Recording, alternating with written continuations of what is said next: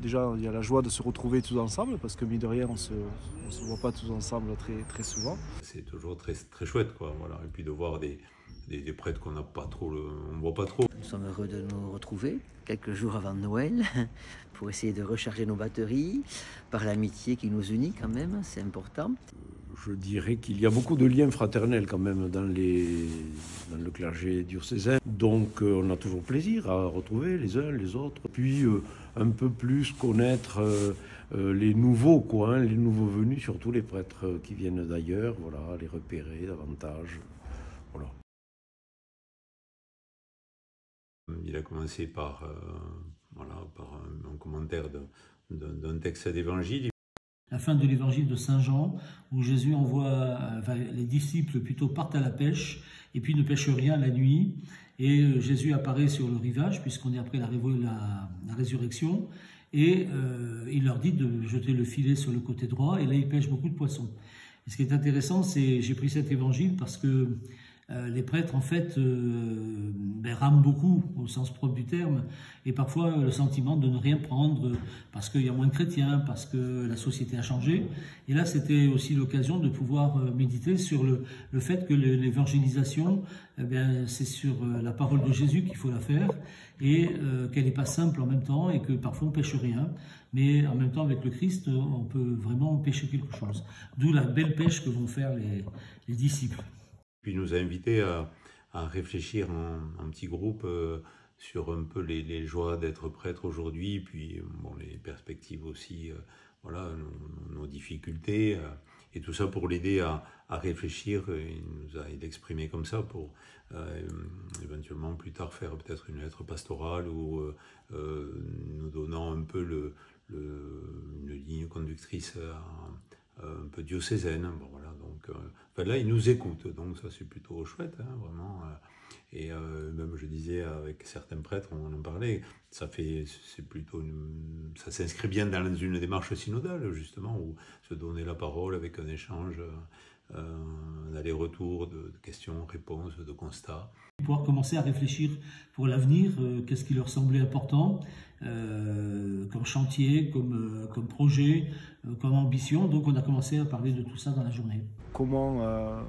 Quelle est un peu la place du prêtre ici dans le diocèse du Tarn pour les années à venir, et comment on envisage ça. Donc un premier avec un retour un peu sur quelles sont nos joies, quelles sont nos peines, un état des lieux aussi de comment on voit les prêtres aujourd'hui dans le Tarn. Et puis après, tourner vers l'avenir, voilà, quelles sont pour nous les priorités, etc., les sujets à passer en premier, tout à fait. Enfin, voilà, à la fois, mais vraiment sans aucune décision ni rien, vraiment une consultation, une discussion entre nous. C'est vraiment, voilà, un peu un état des lieux voilà, où on en est aujourd'hui dans le presbytérium, dans le diocèse du Tarn, et vers quoi nous, prêtres, on souhaite se tourner, quelles sont pour nous les priorités. Voilà. On a reparlé des jeunes, des vocations, des sacrements, de la vie des nouveaux baptisés, confirmés adultes, mettons, et que l'on ne retrouve pas ensuite. C'est des questions, disons, qui ne sont pas nouvelles, mais pour lesquelles on n'a pas encore toujours des solutions. Il y a beaucoup de choses qui ont été dites. Donc, en fait, à la fin de la journée, j'ai déjà rassemblé dans 5 grandes pistes ce qui me semble être important pour l'avenir, mais c'est ce qui, à partir de ce qu'ils ont dit, les prêtres. L'évêque a émis quelques souhaits, 5 pistes pour l'avenir. En fait, les 5 grandes pistes que je compte mettre en œuvre, mais il faut encore les réfléchir dans l'année, hein. Là, il n'y a que 3 mois, mais la première des grandes pistes, c'est la pastorale des jeunes et les vocations. Ça, c'est revenu partout, donc là, il y a vraiment quelque chose à amplifier, à mettre en priorité. La deuxième piste à travailler, c'est le ministère des prêtres. C'est quel style de vie pour l'avenir, pour aujourd'hui, vivent les prêtres dans leur mission.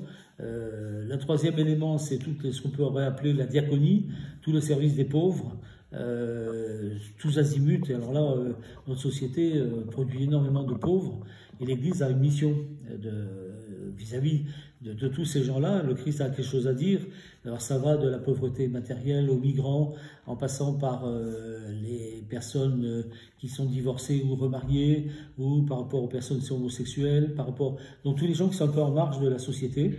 Donc ça, c'est le troisième grand domaine. Le quatrième domaine, ce sera toute l'évangélisation, c'est-à-dire que comment on peut faire que les chrétiens et les non-chrétiens puissent à nouveau accéder à la parole de Dieu. Avec le kérigme, s'approcher de Jésus. La 5e piste, c'est les communautés chrétiennes. Quelle forme les communautés chrétiennes vont prendre dans l'avenir? Il y a déjà les paroisses, mais les paroisses elles-mêmes, c'est pas si évident. Donc, que seront les communautés chrétiennes? Et je sens ces 5 secteurs particuliers très importants. Le regroupement des prêtres aussi, plutôt que de s'étaler partout, peut-être, de se recentrer, mais peut-être aussi des ministères laïcs, le ministère des diacres aussi. Donc vraiment, il y a tout un chantier autour des communautés chrétiennes. Alors, je ne sais pas si il ne l'a pas dit en utilisant ces termes dans la rencontre, mais on peut très bien le lier à cette démarche voulue par l'Église aujourd'hui, comme par notre pape François, avec vraiment l'importance et l'intérêt de travailler ensemble. Et puis, comme on le sait bien, on est de moins en moins nombreux. Il a beaucoup insisté sur l'éveil des vocations sacerdotales, en disant que c'est notre vie de prêtre joyeusement donnée, qui pourra peut-être poser question et permettre l'éveil de vocations sacerdotales. Il a insisté là-dessus. Voilà ce que j'ai retenu en priorité. Et je crois qu'on a vraiment à travailler ensemble et à se soutenir et à avoir une vision un peu commune sur des projets et puis se soutenir quand même. Je crois que c'est important parce que bon, encore quand on a la chance de vivre en équipe, même en petite équipe, à quelques-uns, mais quand on est tout seul, enfin je pense à des secteurs comme Alban encore, enfin il y a d'autres prêtres qui sont seuls, et je crois que c'est important de sentir qu'à côté on peut se soutenir, faire appel, ou voilà. Ce sera pour les curés et les laïcs chargés du denier de l'Église. Là, nous passerons du temps le 8 janvier sur comment alimenter les ressources financières de l'Église. Voilà, notre évêque nous a mis en alerte parce que, bon, c'est pas folichon. Il faut essayer de voir comment les gens peuvent s'intéresser à la vie financière de l'Église, sachant que un paroissien sur 2, ou même 2 sur 3, ne donne pratiquement rien pour alimenter les caisses. Mais c'est toujours un peu la légende qui court et que l'Église est riche. Voilà, mais à force de le dire, on s'aperçoit que ça n'est pas le cas. Voilà. Donc là, ça sera une autre insistance.